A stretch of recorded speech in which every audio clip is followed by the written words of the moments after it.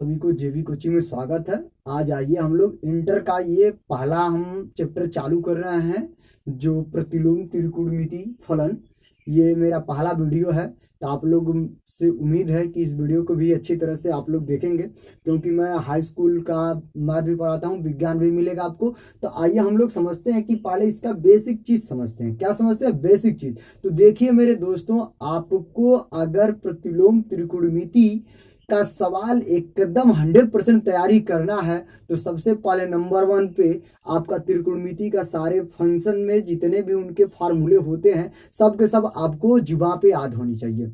तो हम high school का भी पढ़ा चुके हैं, आप लोगों को फर्स्ट ईयर का भी पढ़ाएंगे। तो सबसे पहले मैं कह रहा हूं कि आपको इस त्रिकोणमिति, अगर प्रतिलोम त्रिकोणमिति को अच्छे तरह से पढ़ना है, तो आपको पूरा पूरा प्रतिलोम त्रिकोणमिति पढ़ने से पहले आपको क्या करना है, त्रिकोणमिति का पूरा पूरा फार्मूला पढ़ लेना है। तो आइए हमारे चैनल को सब्सक्राइब कीजिए और बेल आइकन बजाइए कि सबसे पहले आपको नोटिफिकेशन मिले। तो आइए हम लोग पढ़ते हैं कि प्रतिलोम त्रिकोणमिति फलन क्या होता है। तो एकदम सेम उल्टा उसी का होता है, हमने बता दिए हैं। तो दोस्तों देखिए, इसमें कुछ थोड़ा सा बारीकता है कि जो आप लोग को कॉन्सेप्ट अगर कर लेते हैं, तो 100% कर रहा हूं कि फर्स्ट प्रश्नावली जो 2.1 आपको ऑटोमेटिक खत्म हो जाएगा। तो देखिए, अगर कहीं इनवर्स के होता क्या है कि मतलब उल्टा, अगर मान के चलिए एक्स लिखे ना, तो इसको इनवर्स के मतलब अगर 1/x लिखे, उल्टा का मतलब ये नहीं होगा, इसको ऊपर ले जाएंगे तो एक्स पे -1 कर देंगे। तो जब भी नीचे से ऊपर जाता है तो माइनस लगता है, यही इनवर्स है। तो इनवर्स में देखिए थोड़ा सा कॉन्सेप्ट है कि जो ट्रिग्नोमेट्री का अगर साइन इनवर्स दिया हो, तो इनका जो मेन पॉइंट चलता है मेरे दोस्तों, ग्राफ। देखिएगा ग्राफ, अगर मान के चलिए ये अगर कहीं यहाँ पे है, तो अगर ऐसे करके ग्राफ ले जाएं, अगर कहीं मान के चलिए यहाँ से चालू करते हैं, ऐसे करके ऐसे ग्राफ लेके जाते हैं, कहीं भी कोई भी ग्राफ हो, आप ऐसे करके ऐसे ले जा सकते हैं। तो जो भी ग्राफ जाता है मेरे दोस्त, अगर जो जाएगा, मान के चलिए यहाँ पे काटेगा, कहीं यहाँ पे जाके काटेगा, तो देखिए ये क्या होता है, लंबवत होता है। क्या होता है? लंबवत होता है, और ये क्षैतिज होता है। तो जब भी लंबवत का जिक्र करे, तो उस समय आप किस एंगल का लेते हैं? साइन में लेते हैं। तो साइन में लेते हैं कि इनका अगर जब भी इनवर्स में साइन का अगर आए, तो बेसिक चीज कॉन्सेप्ट कर लेना है कि -π/2 से +π/2 तक होता है। इसकी वैल्यू क्या होता है? परिसर। जो इसकी परिसर होता है, मतलब प्रसार जो होता है, -π/2 से π/2 तक। इसी प्रकार कास का चलता है, कास इनवर्स का। तो इनकी परिसर जो होता है 0 से पाई चलता है। क्या चलता है? 0 से पाई चलता है, चाहे -π से 0 चलेगा, उल्टा चलेगा, तो दोनों में से एक चलता है। अब इसी का देखिए कोसेक, इसका उल्टा क्या होता है? कोसेक। तो कोसेक की भी इनवर्स अगर चलता है, तो इनकी जो परिसर है इनका भी दोस्तों आपका -π/2 से π/2 तक चलता है। ठीक, तो अगर इसका चलता है सेक इनवर्स अगर रहेगा, तो इनकी जो परिसर है इनका चलता है 0 से पाई। ठीक, 0 से पाई। ठीक, तो अब 10 का चलता है। तो 10 में देखिएगा एक डिफरेंस है इनकी परिसर में, कि इनका जो 10 रहता है तो -π/2 से π/2 चलता है, लेकिन काट जब आ जाता है काट इनवर्स में, तो इनकी जो परिसर होता है वो 0 से पाई होता है।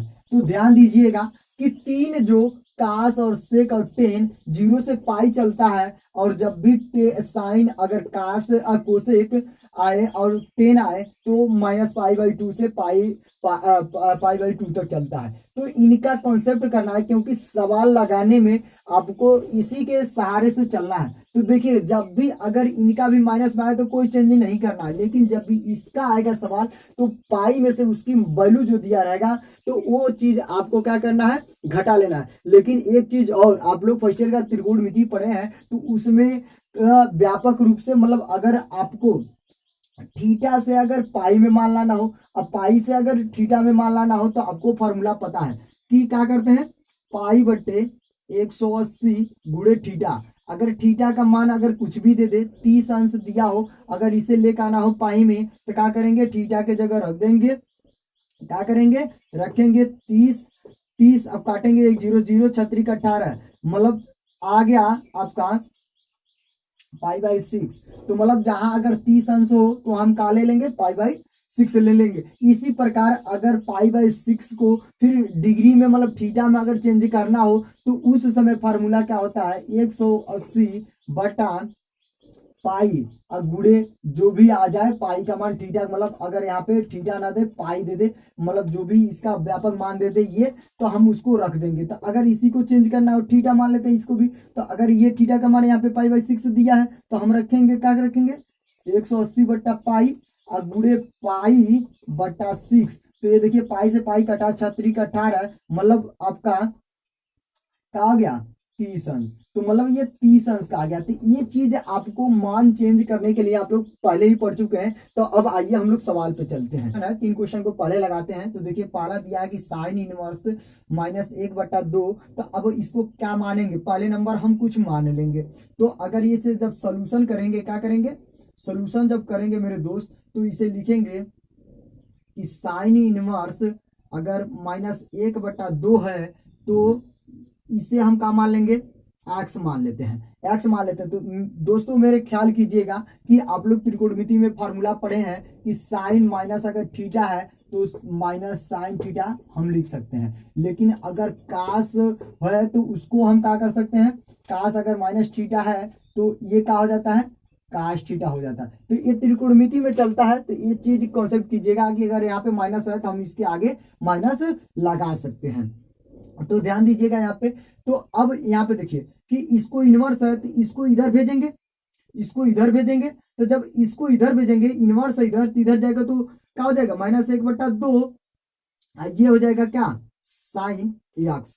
अब देखेंगे किसका मान होता है 1/2। तो 1/2 होता है मेरे दोस्तों साइन 30 अंश का मान। साइन 30 अंश का मान जब हम व्यापक के रूप में लेंगे तो क्या हो जाता है, माइनस पहले ले लेंगे π/6 इंटू साइन यक्स। तो अब देख लीजिए ये साइन से साइन खत्म, बचेगा क्या, यक्स बराबर -π/6। ये रहा आपका आंसर। अब देख लीजिए दोस्तों इसी प्रकार इसको भी लगाना है। तो जब इसको लगाएंगे सोल्यूशन करेंगे तो हम मान लेते हैं, कुछ भी मान लेते हैं, √3/2 इसे मान लेते हैं क्या, एक्स। जब इसे एक्स मानेंगे तो इधर जाएगा √3/2, लिख सकते हैं क्या, कास एक्स। ये किसका मान होता है, 30 अंश का मान होता है। तो कास π/6 कास एक्स। तो ये कास से कास कट गया, क्या बचा आपका एक्स बराबर π/6। तो एक बार ऐसे लिख सकते हैं।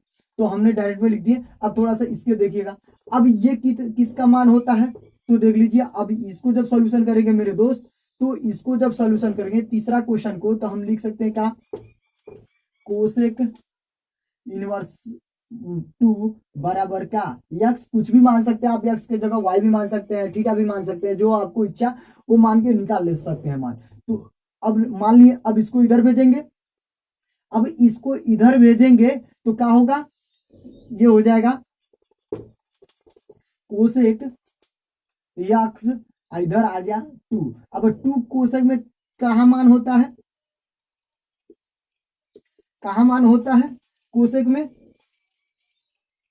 आपका, जब कोसेक में कहा मान होता है मेरे दोस्तों कि ये 30 अंश का मान होता है। कहा होता है, 30 अंश का मान होता है कोसेक 30 अंश का मान। तो लिख सकते हैं कोसेक π/6। ये कोसेक से कोसेक कटा, यक्स बराबर π/6। इसी प्रकार और आगे आइए क्वेश्चन देखते हैं। आप लोग को मुझे उम्मीद है कि आप लोग को ये क्वेश्चन समझ में आ रहा होगा। हैं अब ये देखिए चौथा क्वेश्चन कैसे सोल्यूशन करना है। तो सोल्यूशन लिख देते हैं हम एक जगह मेरे दोस्त। हम इसको नहीं लिख रहे हैं क्योंकि जगह कम है, आप लोग लिखिएगा रूल बाय रूल से। तो इसे क्या लिखेंगे, अब ये देख लीजिए मानते हैं, मान लेते हैं कि टेन इनवर्स -√3 बराबर क्या मानना है, एक्स मानेंगे। तो अब इसको इधर करेंगे, जब इसको इधर करेंगे तो मेरे दोस्त ये हो जाएगा कि -√3 बराबर 10 एक्स। अब ये किसका मान होता है 10 में, तो 10 60 अंश का मान होता है। तो माइनस में 10 जब 60 अंश का मान होता है तो माइनस में, तो ये क्या हो जाएगा π/3। 10 60 अंश का मान π/3 क्योंकि व्यापक रूप में। अब ये कर देंगे 10x। अब ये देखिए 10 से 10 कटा, अब ये आ गया क्या -π/3 इसका यक्स, तो यक्स बराबर लिख सकते हैं -π/3। ये रहा इसका आंसर। अब देख लीजिए इसको देखेंगे। अब पांचवा क्वेश्चन को क्या करेंगे, इसी प्रकार फिर भी सोल्यूशन लिखेंगे। सोल्यूशन करेंगे तो मान लिया cos inverse -1/2 equal to x, तो इसको इधर लेके जाएंगे तो क्या हो जाएगा cos x, ये बच गया -1/2। तो अब मेरे दोस्त देखिए ये किसका मान होता है 1/2 cos 60 अंश का मान। cos 60 अंश का मान में cos 60 ये हो जाएगा माइनस cos π/3। अब मेरे दोस्त अब यहाँ पे आपको काटना नहीं है, ये माइनस काटना नहीं है क्योंकि तुरंत काट देंगे तो काश में उल्टा आ जाएगा, क्योंकि जीरो से कहां तक चलता है इसका पाई के बीच में। तो जब जीरो से पाई के बीच में चलेगा मेरे दोस्त तो इसको क्या करना पड़ेगा आपको कि काश यक्स, अब क्या करेंगे इसे माइनस को हटाएंगे, पाई में से π/3 को क्या करेंगे घटाएंगे, ये घटेगा तो काश यक्स बराबर लिख सकते हैं काश, ये घटेगा तो क्या हो जाएगा 2π/3। अब ये काश से काश कटा, अब यक्स बराबर आ गया क्या 2π/3। ये रहा इसका आंसर। अब देखिए मेरे दोस्त इसको लगाएंगे तो इसको भी सोल्यूशन करेंगे। सोल्यूशन करेंगे तो tan इनवर्स -1 बराबर क्या मान लेंगे एक्स। जब एक्स मानेंगे तो लिख सकते हैं कहा tan x बराबर -1। अब -1, अब माइनस को कॉमन ले सकते हैं, तो जब यहाँ पे कॉमन लेंगे तो हम जानते हैं कि माइनस लग गया तो ये क्या हो जाएगा 10π/4, क्योंकि 10 45 अंश का मान होता है तो π/4। तो अब ये देखिए 10 से 10 कटा, अब x बराबर क्या आ गया -π/4 इसका आंसर। अब देख लीजिए इसको लगाएंगे सातवां क्वेश्चन, तो सातवां क्वेश्चन भी इसी प्रकार लगेगा। तो sec inverse 2/√3 equal to x मान लेते हैं।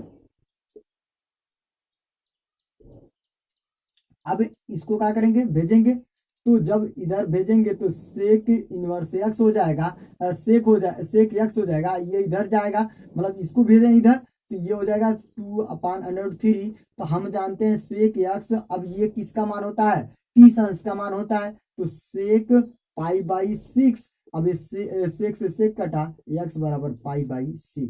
तो इसी प्रकार मुझे उम्मीद है मेरे दोस्तों कि आप लोगों को अच्छे से समझ में आ रहा है। फिर अगला क्वेश्चन देख लेते हैं। तो अब आठवां क्वेश्चन देखते हैं, आठवां क्वेश्चन कैसे लगाते हैं। तो क्या करेंगे सॉल्यूशन, तो सॉल्यूशन में मानेंगे काट इनवर्स √3 बराबर क्या मान लेंगे एक्स, तो एक्स मान लिए, इसको इधर भेजेंगे तो √3 बराबर लिख सकते हैं काट एक्स। अब ये √3 किसका मान होता है, ये मान होता है 30 अंश का मान, तो लिखेंगे 30 अंश का मान, तो काट क्या होगा पाई आपका π/6 इक्वल टू काट एक्स। तो काट से काट कट गया तो x equal to π/6 equal to x, तो एक्स इक्वल टू π/6। ये रहा इसका आंसर।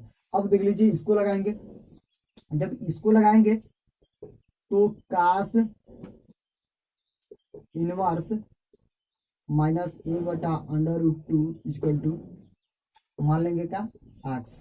अब इसको इधर भेजेंगे तो -1/√2 ये हो जाएगा कास एक्स। अब इसको क्या करेंगे कास एक्स को, तो कास एक्स को जब इसको किसमें मान होता है 45 अंश का मान, तो -π/4 कास एक्स।